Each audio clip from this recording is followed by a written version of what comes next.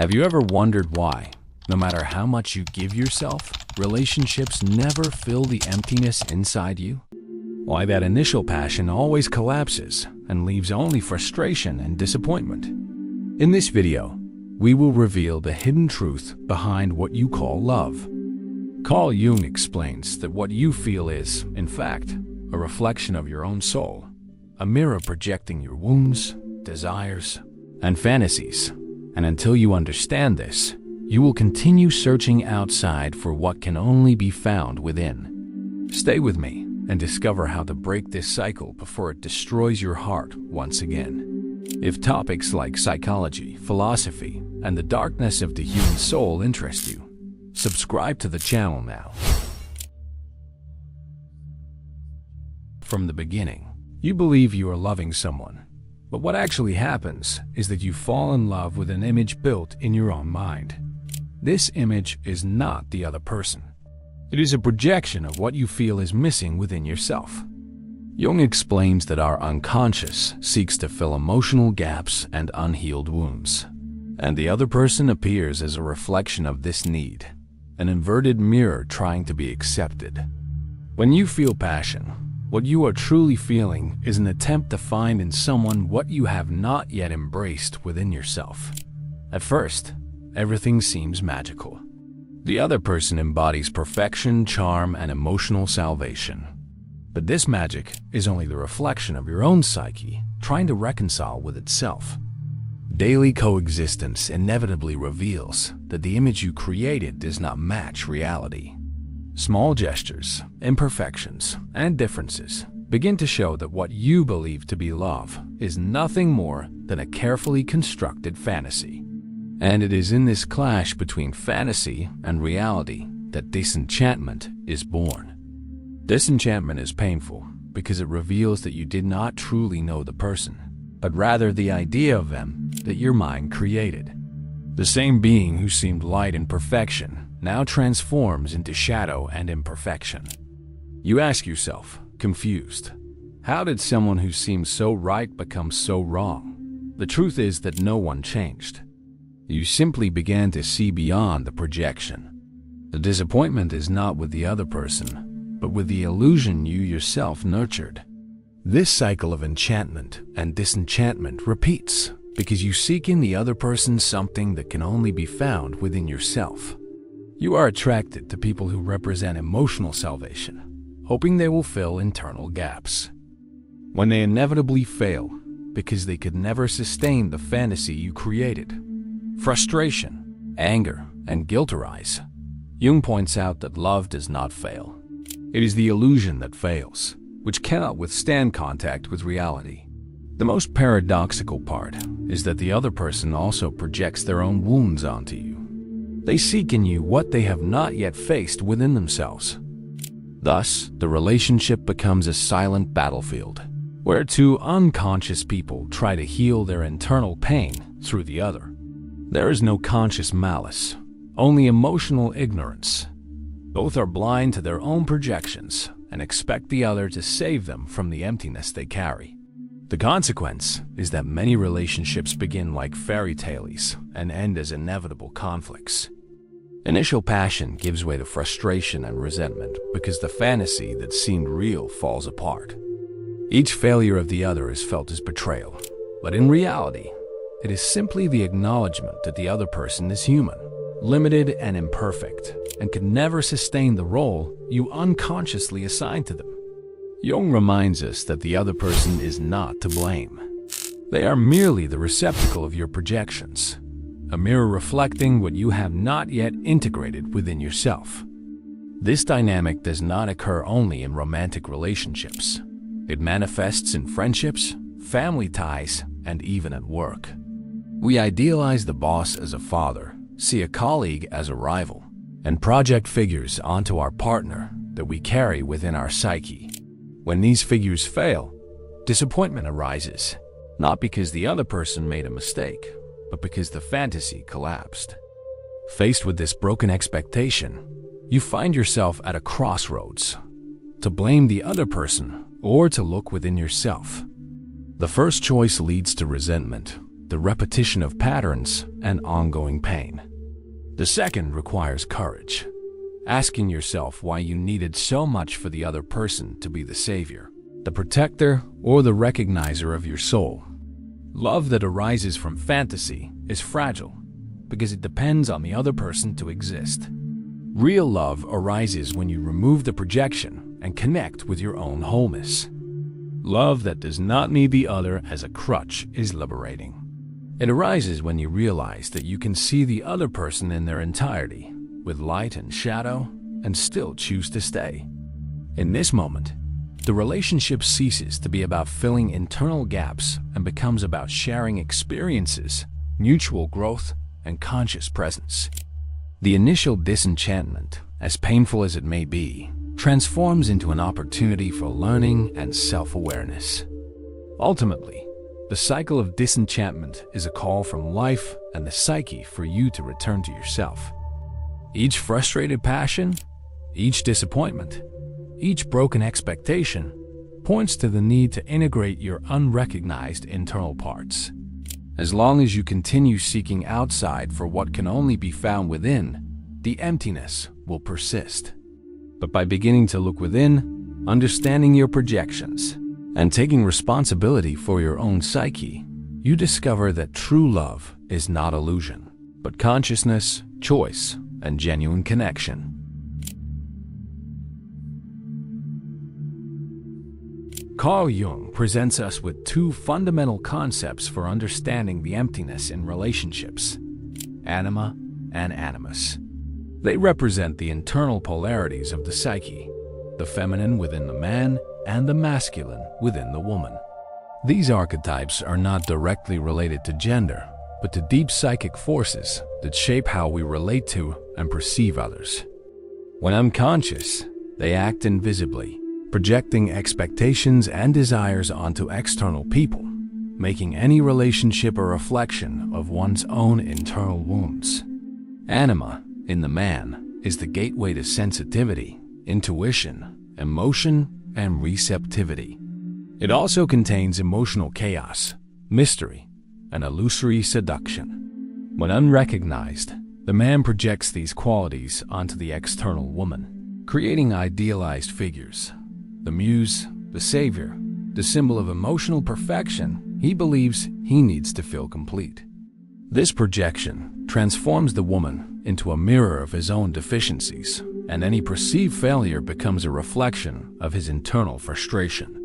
Animus in the woman functions similarly, but in reverse. It represents rationality, action, firmness, word, and internal judgment.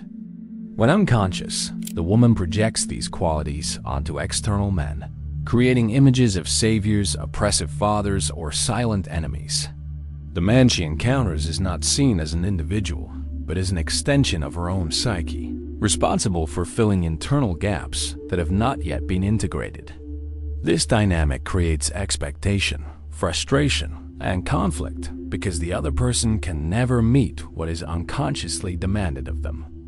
When anima and animus remain unconscious, relationships become stages for emotional and psychological battles. The man falls in love not with the real woman, but with what she symbolizes for him. The woman connects with the idealized or threatening man, not the true man. The result is relationships marked by tension, dependence, need for control, rejection, and resentment. Both believe they are loving, but they are only trying to resolve their own wounds through the other. Projections act as invisible filters. You do not see the person before you. You see the internal representation of what you lack, the reflection of your unresolved deficiencies and traumas. Admiration, enchantment, and even attraction may arise not from who the other is, but from what they awaken within you. Likewise, resentment, anger, or disappointment emerge when this fantasy fails, and you confront the reality that no one can be what you imagined.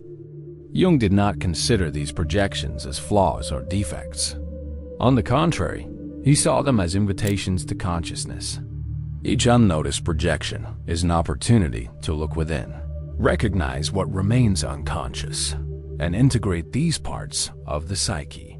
The man who identifies his anima learns to listen to his own sensitivity, accept his intuition, and deal with his emotions without seeking someone else to resolve them externally. The woman who recognizes her animus discovers her own strength, clarity, and rationality, learning to use these qualities without depending on external validation from a man. Integrating anima and animus transforms relationship dynamics. The man begins to see the woman as a complete person, imperfect, complex, and full of shadows, and still chooses to be by her side. The woman begins to dialogue with her internal firmness and rationality, ceasing to demand that the man fulfill roles only she could assume. The projection diminishes. Love becomes more conscious and less dependent on fantasy, and the relationship ceases to be a stage for archetypal conflicts. This process requires courage and emotional discipline. It is necessary to face one's own fragmentation, admit that you have used love as a crutch or patch, and stop expecting from the other what only you can provide yourself. It is about facing your shadows, accepting your deficiencies, and recognizing that each disappointment and disenchantment in relationships is a call for integration. Only by confronting these internal truths can you transform pain into learning and repetitive patterns into growth. How many times have you felt enchanted by someone without understanding exactly why? How many times did you give yourself too quickly or withdraw abruptly? Each of these experiences is the soul trying to communicate, using the other as symbolic language. Jung reminds us that the soul does not want us to lose ourselves in the other, but to return to ourselves. Anima and animus are internal bridges, not external destinations, and they will only be truly useful when recognized and integrated. As long as anima and animus remain unconscious, you will continue repeating patterns, falling in love with reflections of yourself, and being disappointed when the fantasy cannot hold. The good news is that by beginning to look within and integrate these forces, you discover that true love is not dependent, not illusion, and not fragile. It arises from consciousness, choice, and full acceptance of the other, of yourself, and of the complexity of both souls intertwined, ready to relate genuinely and wholly. Many times, we believe that the loving is finding someone who completes us, filling a void we have carried forever.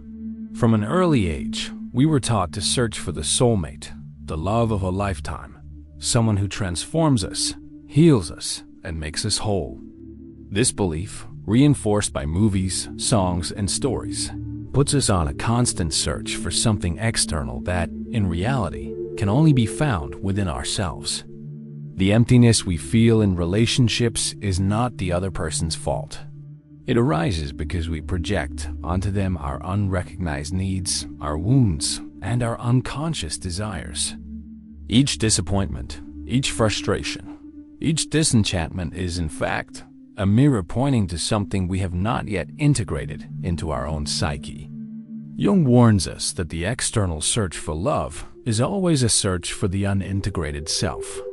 Loving consciously requires courage. Courage to look within, face one's own fragmentation, and take responsibility for the projections we place on the other person. It is accepting that, for a long time, we used love as a patch, as an emotional analgesic, trying to heal pains that could only be healed by ourselves. When we begin to look within, we realize that each disappointment is not a failure, but an invitation from the soul to reconnect with ourselves. The other person then ceases to be an enemy or a savior and becomes a conscious partner, someone with whom we can share experiences without depending on their ability to fill internal gaps. Jung explains that true love arises when we remove projections. The man begins to perceive the woman as a whole person, with light and shadow, and the woman begins to see the man realistically, without idealizations or unrealistic expectations. In this state, loving is no longer about dependence. It becomes about presence, consciousness, and mutual choice. The soul communicates through the other, using intense feelings, enchantment, or even rejection to capture our attention. How many times have you given yourself too quickly or withdrawn abruptly without understanding why? Each movement is the psyche signaling something deep. It was your soul speaking, trying to bring you back to yourself. Anima and animus are not destinations.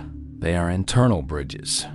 They guide us inward, invite us to recognize the forgotten parts, integrate internal forces, and develop emotional maturity. True love occurs when these forces are recognized and balanced, and no longer projected onto someone external. As long as we do not integrate these internal polarities, we remain in a cycle of repetitive relationships, always falling in love with reflections of ourselves and being disappointed when the fantasy cannot hold. Each frustrated relationship is therefore an opportunity for learning and self-awareness, a step on the path of individuation. Loving truly is seeing the other person in their entirety and choosing to remain, even knowing their imperfections. It is recognizing that the other cannot fill your voids, but can walk beside you while you find yourself. Love ceases to be dependent, illusory, or fragile. It becomes conscious, full, and transformative. Ultimately, true love begins within. Before seeking outside, it is necessary to find oneself. Integrate your shadows, embrace your wounds, and listen to your own soul. Only then do relationships cease to be stages for projections and transform into spaces of genuine connection, mutual understanding, and growth. Loving is not about filling. It is about recognizing oneself and recognizing the other, allowing both to meet consciously and wholly. It is time to stop searching outside for what can only be found within you. Each disappointment, each disenchantment, each frustrated passion is a call from your own soul to reconnect with yourself and integrate your shadows. If you want to learn to love consciously, see the other person in their entirety, and finally transform emptiness into genuine connection, subscribe to the channel now and activate the notification bell to receive content that will help you understand yourself, grow emotionally, and live deeper and more truthful relationships. These two videos in front of you are not here by chance. What if everything you believe about yourself is only a reflection of someone else's gaze? Click now on one of the videos next to this and start breaking this mirror. You will have to take the risk to click. So, which one will you choose?